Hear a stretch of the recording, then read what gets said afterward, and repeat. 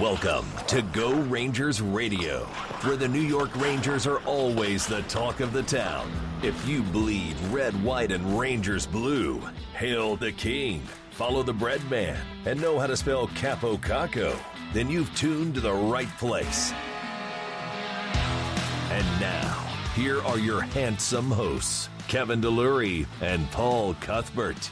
They're not always going to get it right, but you can be damn sure they'll pretend they are.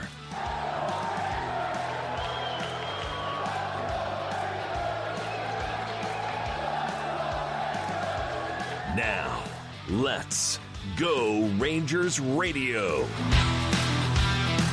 Yeah, good evening, everybody, and welcome to Go Rangers Radio.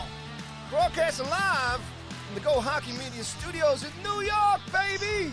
Wednesday, February 26th. Yours truly, Mr. Paul Cuthbert, and please say hello to your friend of mine, Mr. Kevin DeLury. KD, how you doing, baby?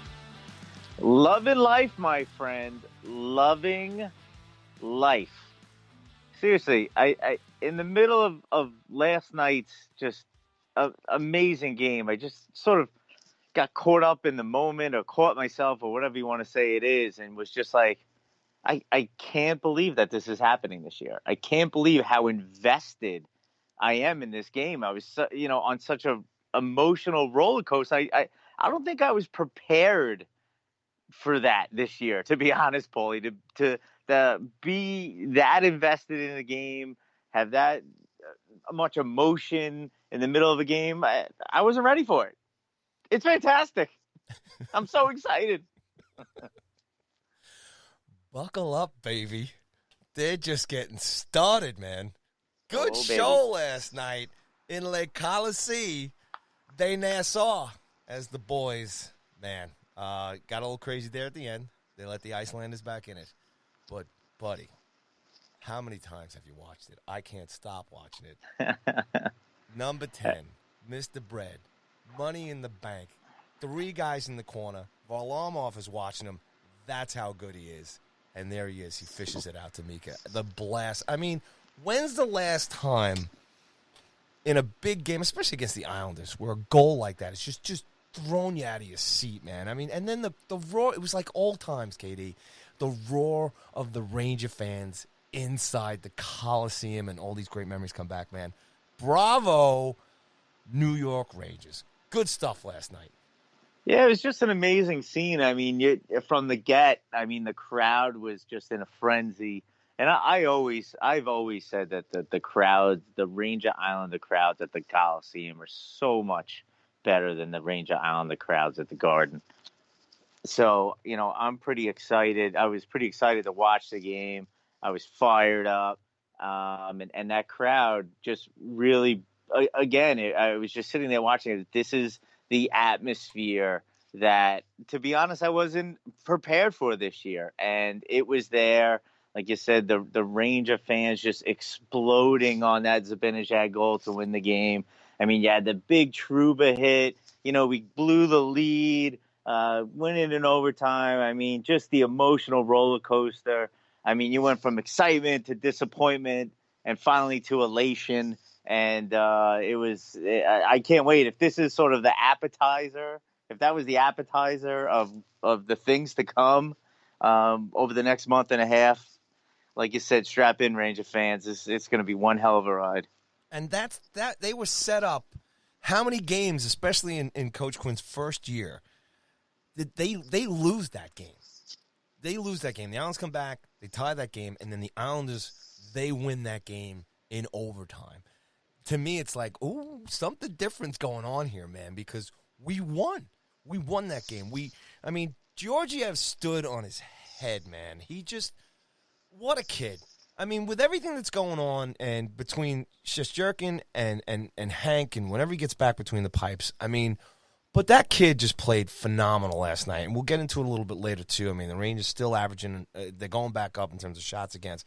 But, man, it was just phenomenal. But, man, he was just out of his mind. The guys look who scored last night. McKegg scored. Howden scored. I mean, mixing it up. Lemieux played great. The Trouba hit, just the energy. I mean, they hung in there, and it doesn't matter. And even Mika said it after the game, too. They're just finding ways to win. And at the end of the day, no matter how you get the 2 points, and whenever you can get them against the Islanders, man, we'll take them. But there's something really special going on. I mean, look, it's hard to believe where it's going to be March next week. And for me and you, and like I said, you can't believe it. And here it is. We do the trade deadline show the other day, and we have a lot of fun with it as far as the moves and everything else. And then we just couldn't wait for them to get back on the ice. And then no better than the Islanders. And here we are, man, just closer to the playoffs? Are you kidding me? Is it going to happen, Kevin? I don't want to jinx anything, but, as long as I'm eating my Ilio's pizza and drinking my White Claw, I think we got a good chance. So, but yeah, I mean, look, last night is just, the perfect example of what you're going to need down the stretch. Obviously, Buchnevich was not in the lineup because of the car accident. Again, just the insanity of the car accident. And when that happens, you look for players to step up. And those guys, as you mentioned, McKegg and Howden. Howden was bumped up in the lineup as Quinn sort of shuffled things around a little bit. And, you look for that secondary scoring. You look for these guys to step up in the big moments. And those guys did. You can't always rely, on Panarin and Zibanejad and Kreider to score every goal every game. So, if this team is going to get into the playoffs, they're going to need contributions from the Howdens and McKeggs and Brendan Smith and the other sort of bottom 6 guys in the lineup. So, again, a great start to this, post-trading deadline, stretch here that'll hopefully lead, to a playoff spot. And it's just, I just I had a smile on my face all day today. And Paul, you'll love this. You're a Long Island guy. I go to pick up my son at school today. I'm in Massapequa, island of country over here. Yep. And, I see a father of one of my son's friends, and we were almost getting into it, fighting. As we're picking up the kids. He's a big Islander fan, and the refs blew the game, and they shouldn't have called off the goal, and the trooper hit. He shouldn't have been thrown out of the game, and I'm just like, wow, right in his face. And I'm walking past. I hear a mother talking to her son, like, the refs were in the tank for the Rangers, and if they weren't cheating, the Islanders would have won. I almost got into a fight with like everybody up at school today. So, and that's what it's about, man. Yeah, that's where it's been a long time since both teams have been good at the same time. Where you have that, where everyone, especially in the Long Island area, is talking about it. I'm sure it's the same in all around Queens, Westchester, wherever. And you're sort of loving that both teams are doing well. They're both fighting for one of the final playoff spots here. And hockey talk has actually been on the fan lately, and so it's just a great atmosphere in this area, in the metro area, and a really, really fun time right now in Rangerland. Hey, look, if you're living in New York right now, New York hockey is in good shape. I mean, both these teams, if last night's any indication of what's ahead as far as, even just regular season stuff, both teams have, starting to, get a little respect back. The Islanders themselves, obviously, with Lamoriello coming in here, and Barry Trotz, Islander coach, yeah, but you got to love him, respect him in terms of what he's done.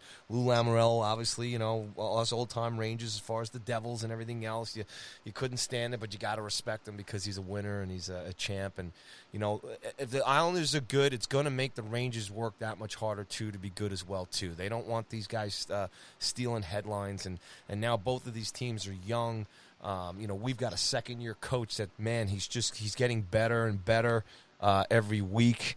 I imagine, like I said, the future looks good with Quinn. He's managing himself. He's got his lines, his players. The players are the thing, right, Katie? The players are making it happen. And that celebration last night on the ice was just out of this world. And they pretty much always like that. But to win a big game, they love wearing that jersey, man. Panarin went nuts. He sat in the corner there and watched the whole thing happen, and he just jets down to Mika. That's all of us. We all wanted to just tackle Mika after that goal, and it was just brilliant. And I think that's just an exciting part of this whole season, buddy. Just doing this show. Me and you, we've been at it for a while. You know, I mean, I hit you up last summer, and we said, let's just do this. Let's just have some fun and just go and go and go. And obviously, we're having a great time and growing this show together and with the fans and everything. But now to get the bonus of these guys now actually, what are we going to do if they make the playoffs? What are we going to settle for, Kevin? If they get into the first round of the playoffs, what are we, as a Ranger fan base, going to settle for? We're not going to be happy getting knocked out in the first round if we get there. We still got a lot of work to do. But, man, it's a lot of fun. And me and you know, the older guys out there who've been through the 80s and the 90s, obviously, and then 2014 getting close and everything, and then just seeing things fall apart, not make the playoffs for a while, and then the letter comes out, and it wasn't supposed to happen this quick. You got to take it. And it's just, more than anything, Kevin, it's just a ton of fun, man. And that was just awesome to see that go down last night. After all of us get through pretty much, you know, a nerve-wracking kind of trade deadline where we didn't know what was going to happen. And now we got the team, we got the players. Shesty and Snoochie are going to be fine. And then we just sit back and we watch it. But like we joked about on Monday, and you said it too, wins and losses and all that other stuff. I think we're all in, Kevin. We're all in big time now because they're bringing us in with us. Yeah, and you know what's the best part about what we're about to embark on in the next sort of month and a half with this is it really is just gravy at this point. I mean, we didn't expect it. You know, we hope to see, you know, the team sort of develop, and by the end of the year, we'd feel good about things going into next season, and next season would be the year that we'd be, you know, really the expectations would be to make the playoffs. And now that expectation is now for this season. So, you know, it's like you said, it's come earlier than expected. It's, you know, an exciting time, and it should be a time to enjoy it. I mean, look, there's going to be frustrations along the way because you get a little selfish with it now. You get to this point, and now, like you said, well, what do we expect now? What are our expectations now, and what are we going to settle for? You know, and I'm sure every Ranger fan at this point is like, cup or bust, you know. But yeah, I think every Ranger fan should sit and enjoy this because, you know, because there are no expectations. There were zero expectations for this team, so you can actually, you know, this could actually be a playoff type run. You know, this month of March that actually you may be able to enjoy because you really didn't expect it, you know, to enjoy this, you know, back-to-back against the Flyers and these other games against Pittsburgh and Washington. And, you know, there won't be that much, you know, nervousness about it and, you know, edge of your seat. I mean, we'll be there anyway, but I think you might be able to enjoy, at least for me, that's sort of my take on it, is I think I'm just going to sit back and enjoy it. And if they make it, even the more better. If not, I still feel tremendously good about this team going into next season, and we take it from there. So my advice to Ranger fans, sit back, enjoy the ride, because, you know, we have a great team to watch now, a young team, a hungry team, you know, with a coaching staff who, you know, it looked like, you know, it took a little while for them to get their sort of, you know, mindset in place, their game plan in place, their strategy. They said to be patient. It's coming. We have a plan, and now the plan has taken hold, and it's an exciting time. And you know, I don't know what else to say. Just like I said, I can't wipe the smile off my face right now, Paulie. I mean, maybe in 2 weeks, you know, after this gauntlet of a schedule that's coming up, I you know, won't be as happy. But who are you kidding? Who are you kidding? If they lose to Montreal tomorrow night, there's going to be some Elio's pizza on the wall. Your wife is going to have to peel off the next day because you throw it up there in a fit of rage.